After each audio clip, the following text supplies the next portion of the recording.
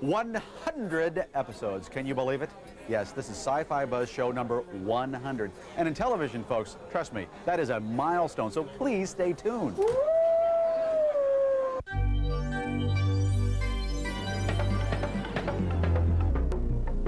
Hey, this is our 100th show. Let's do something special here. That's better. Calling all Sci-Fi Buzz fans, we're taking the leap to LeapCon 95. Quantum Leap may have been canceled, but the fans won't let it die. We'll buzz with best-selling fantasy author Robert Jordan. Commentator Harlan Ellison reminds us he has principles.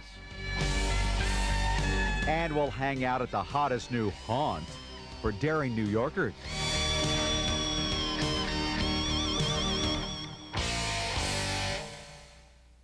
Hello, buzzers.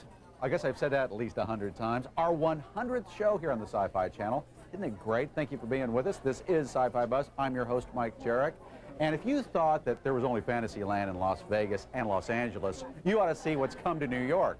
Hi, Mike. Hey, wait a minute. This is my show. I've done 100 shows. What are you doing? Who are you? I'm taking over. I'm Max Corey, the former bartender here. Well, I've got a bone to pick with you. It's my show. You must be out of your skull. Stop it. I thought I was dying out here. Well, let me tell you about Jekyll and Hyde.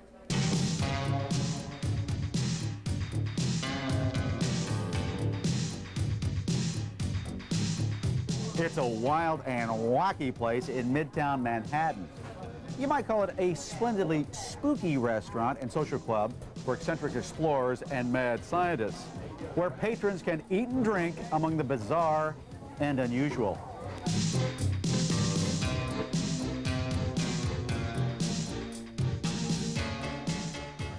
And we decided to come here for the celebration of our 100th show of Sci-Fi Buzz. I think we made the right choice, don't you?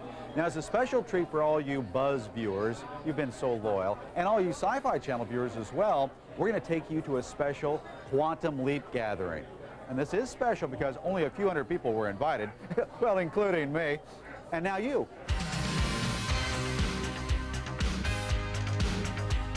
It's been nearly 2 years since the time travel series Quantum Leap was abruptly canceled by NBC. And though the show may be gone, it's anything but forgotten. We originally discovered all this fandom when we got on a computer service and discovered the Quantum Leap topics and all this wonderful world of Quantum Leap. A select group of Quantum Leap fans from around the world leaped to Los Angeles recently for the 4th convention devoted to keeping the memory of the series alive. It appears Star Trek isn't the only worldwide sci-fi phenomenon to emerge from American TV. When people say that there was a golden age of television and that's long past and you don't see any of it, we say, well, a couple years ago, there was Quantum Leap. It's a kind of series that you can watch over and over, and it never gets old. Though Quantum Leap suffered an untimely death in the eyes of fans, commonly called leapers, the show seems to be more popular than ever. That's because reruns of the series air daily on this very channel, as well as on outlets all over the planet. The show has become so revered overseas, a contingent from France flew in to lay the groundwork for a con on the continent. We are planning to do one next year, and we're trying to get Scott to come and other guests, and that would really be terrific if we could have one. Scott, of course, is Scott Bakula, the amiable actor who portrayed Sam Beckett, a brilliant physicist who leaped into everybody from Elvis Presley to Lee Harvey Oswald. When you're shooting a series, you don't get to meet anybody, so you're working all the time, so it was always kind of a shock to get out into the world and know that people were watching the show actually and not just Nielsen numbers, so it's great to meet the fans. Fans have always been great. Hello, everyone. While those associated with Quantum Leap have moved on to other projects, many remain loyal to the legions of viewers who've been touched by the show. The cast and the crew and all the people involved have been really gracious with the fans. They sort of make us feel like we're family rather than, you know, looking in from the outside. When asked what makes the show so special, some credit the deep emotional impact, while others say it's Seeing that one person can really make a difference. But the most unanimous response is more along these lines. I like both actors a lot. They're really terrific at what they do, and they're awfully cute. $250 going once, going twice. All right. So beloved are Scott Bakula and co-star Dean Stockwell that fans shelled out big bucks for signed pictures, posters, and anything else they could get their hands on at the con's charity auction. I bought the towel that Scott wore when he was on Murphy Brown. Uh-huh. And the winning bid, ma'am? $3,500. Yikes! With that kind of ardent devotion, it's no wonder Bakula and others see a leap to the big screen as a definite possibility. I think events like this will help it go to the big screen. I see no reason for it not to go to the big screen. We could do a tremendous movie. I think the market is there for it, not only in this country but around the world now, and I think they would be foolish not to do it. So, you know, cross your fingers.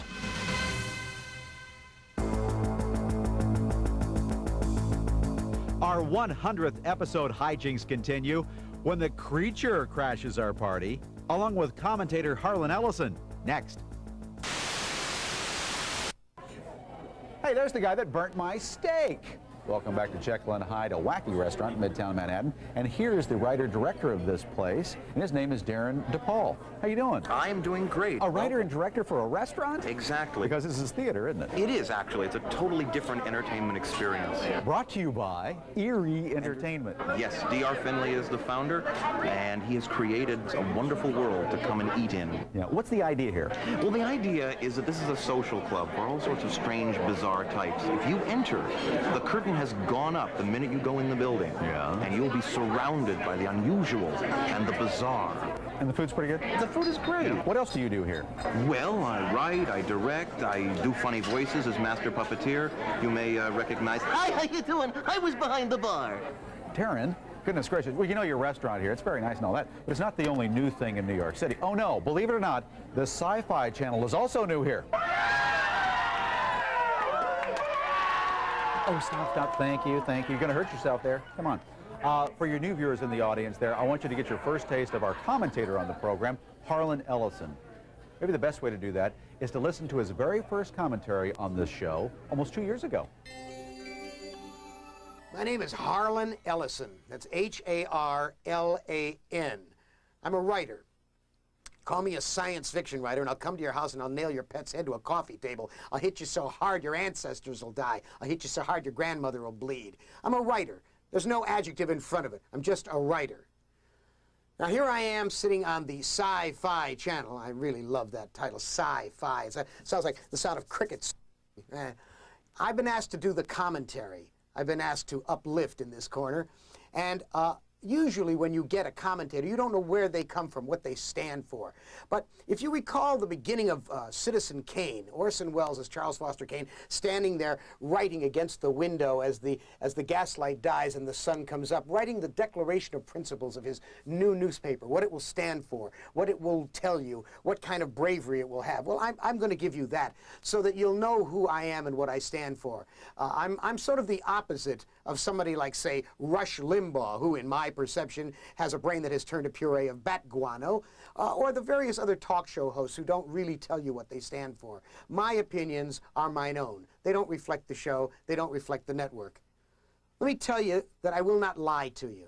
At least I will try not to lie to you. Now, if I do and I don't know that I did it and you correct me, I'm going to let you know that you told me I lied and I'll stand corrected. If I do it on purpose to lie to you and you catch me at it, I will try to convince you that I did it for your own good or possibly for national security. That one seems to have worked for a great many people. Now, if that doesn't work, I'll probably whimper and throw myself on your mercy.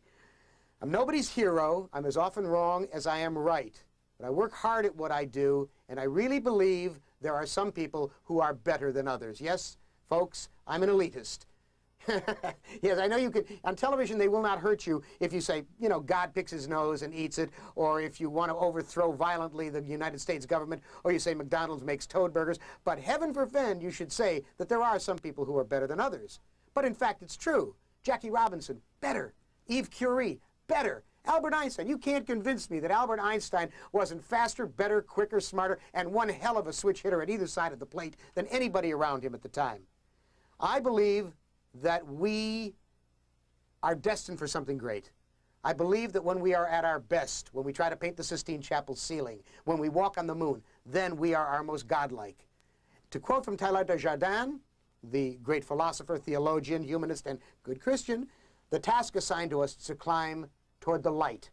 That's what I will try to do in these commentaries. I will try to turn you on to things you need to be turned on to. I will chivvy and harass you, and I dearly hope I will insult you. Now, they've only got me for 26 weeks, so I'll probably be gone as soon as I insult the wrong people. While you got me for 26 weeks, enjoy. And if I insult you, it's probably because you deserved it. That name was Harlan Ellison.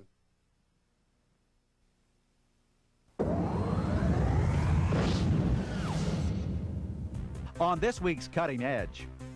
Okay, couch potatoes, we've got bad news. You can't just sit back and watch TV anymore. Now you've got to participate in it. That's right, if California's phone company, Pacific Bell, gets its way, you'll have 500 channels. Not only to watch your favorite movies, but to shop at home, play games, and learn, all through the use of a simple remote. Heard it before? Well, it's not just talk anymore. Linda Bonnickson, Pacific Bell. Happening right now. We started breaking ground, or we like to call it breaking sky because most of it's aerial, but we started building the new network in 4 beachhead cities in May, and we'll continue to build the network. We have an ambitious goal to have all of our customers online by the year 2010. How do they plan on bringing all these services to you? By replacing existing copper wire with coaxial wire and a fiber network. Sound confusing? It isn't. We will be delivering these new types of services over the telephone network, and it will come out of your television. And the television has become the easiest to use household appliance that we have. Everybody knows how to turn it on and turn it off, whether you're the oldest person in the family or the youngest person in the family. So there's no reason to be intimidated. Besides, we've looked into the future and we've seen some great programming. On the edge of today's fantasies. Look within your dreams. And tomorrow's realities. The world's first wearable pen PC.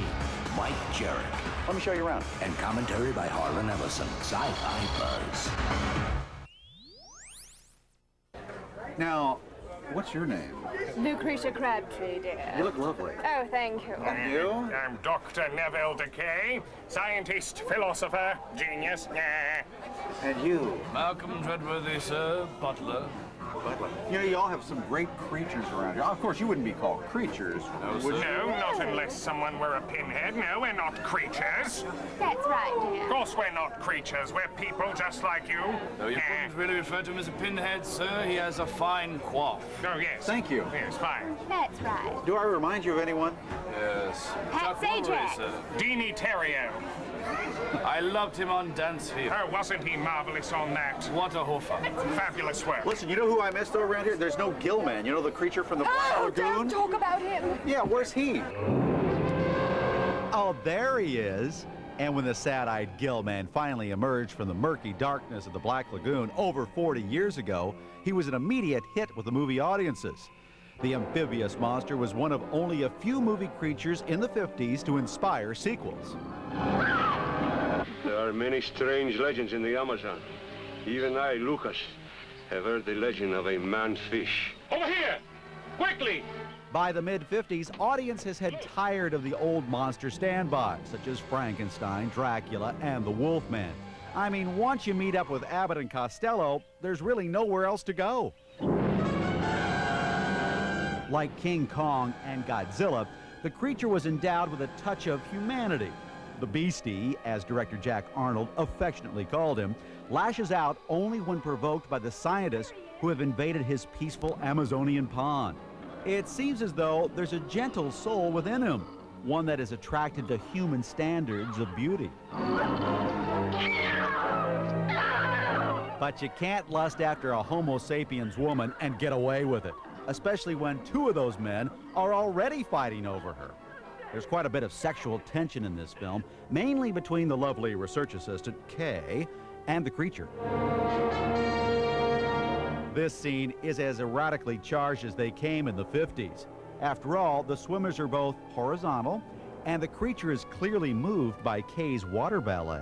We're trapped and fighting for our lives, and you're worried about whether people will believe us. The sharpest conflict in this film is between a trophy-hunting scientist who wants to capture the creature, dead or alive, and his colleague, who wants to leave the creature in its own environment. Scientific advancement seems to have opened a can of worms for these men. Knowledge has increased their power, but they're at odds as to how that power should be wielded. You know, I pity him sometimes. He's so alone. The only one of his kind in the world. That theme also runs through the sequels to this film. Revenge of the Creature finds the beleaguered Beastie trapped in a Florida seaquarium. He eventually escapes, and true to the formula laid out in the original, the creature develops a serious crush on another tasty blonde researcher. There were 4 rats in there when I changed my lights. Now there's only 3. But the most notable aspect of this movie is the film debut of Clint Eastwood, who plays a lowly lab technician. The creature can be changed. We can make the giant step and bring a new species into existence. 1956 brought The Creature Walks Among Us, another sequel that failed to live up to the original. After finding refuge in the Florida Everglades, the Gill Man is captured again for experiments in genetic engineering. With its preposterous plot and the absence of director Jack Arnold, this film drove the last nail in the coffin for the Creature franchise.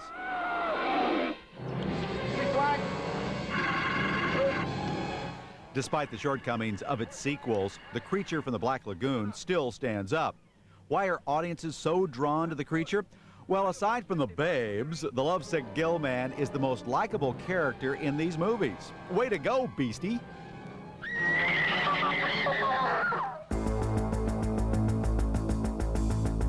When we recharge, you'll meet Wheel of Time author Robert Jordan.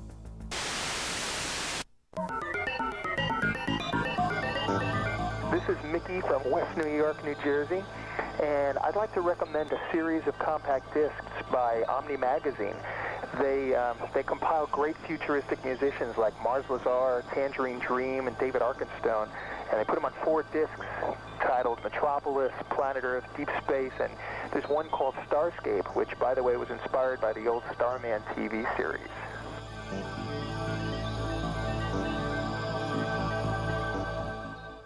Look, this is what I do. This is what I am. I write. I make stories. Fantasy author Robert Jordan is one of the most popular storytellers today. His multi-volume books, The Wheel of Time, have created a phenomenon with over 2 million copies in print. Not only is Jordan one of the most read and talked about authors today, but he is also one of the hotter topics on the Internet Computer Network. What do fans tell you they like so much about your writing? It's a different thing for every person. Really? Yes. What do the women like? The women like the women. I was told by a number of women who came to signing several years ago that they were surprised to find out that I was a man. They thought no man could write women like that. Now, I like this because my editor used to say that I couldn't write women at all. I find this a very sweet revenge. Jordan, a veteran of the Vietnam War, has definitely connected with his audience, both male and female. And he has some definite thoughts as to why fantasy literature is so popular.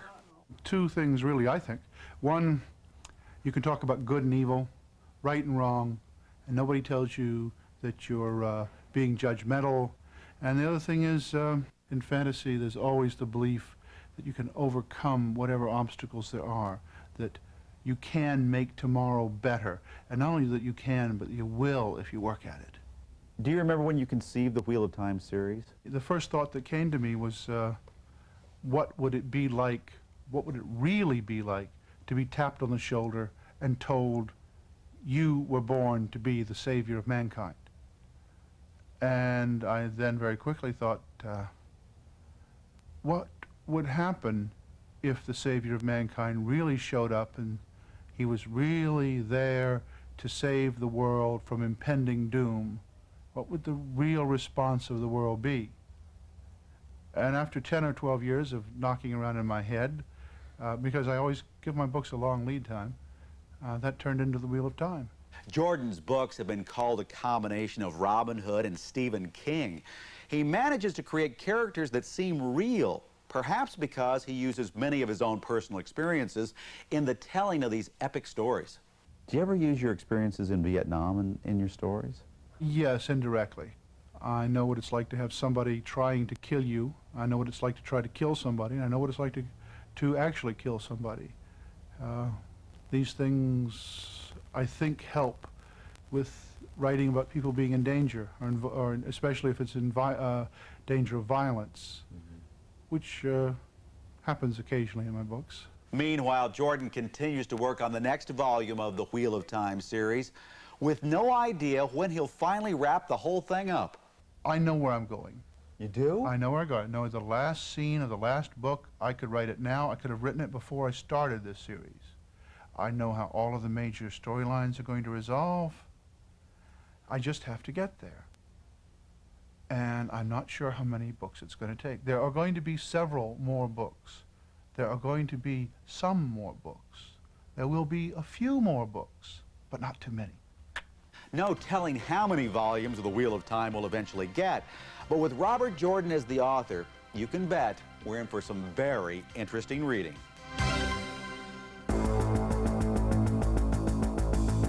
Don't be a party pooper, because we've got more 100th episode hoopla from New York's Jekyll and Hyde Club after this. Hi, I'm Marnie. And I'm Nikki. I'm Elaine. I'm Michelle. And I'm Chuck Woolery. Welcome back to Sci-Fi Buzz. Hey, these are New Yorkers here who are now going to get the Sci-Fi Channel. Are you excited? Isn't that fun? Yeah? Now, why do you like Sci-Fi Channel? I like Star Trek movies. Oh, yeah, stuff like that? I love How about Dark Shadows? Anybody like that? I used to watch it when I was a kid. Oh, yeah? Just a few years ago, right? Yeah? Just a couple. Yeah? How about you kids? What do you like to see on the Sci-Fi Channel? We like scary movies! Especially you, Marnie, right? Marnie, of course. Well, thank you all for watching over the last 100 episodes of the show. And all you new folks in New York, and now Seattle, Washington as well, we promise you the best in science fiction, fantasy, and horror. For instance, next week is the return of the Scream Queens. We'll see you then. Bye-bye, everybody.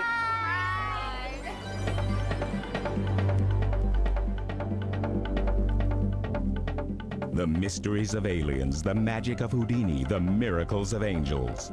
Now the real stories, people, and events are explained in a thrilling new series, Mysteries, Magic, and Miracles, hosted by Patrick McNee, coming up next.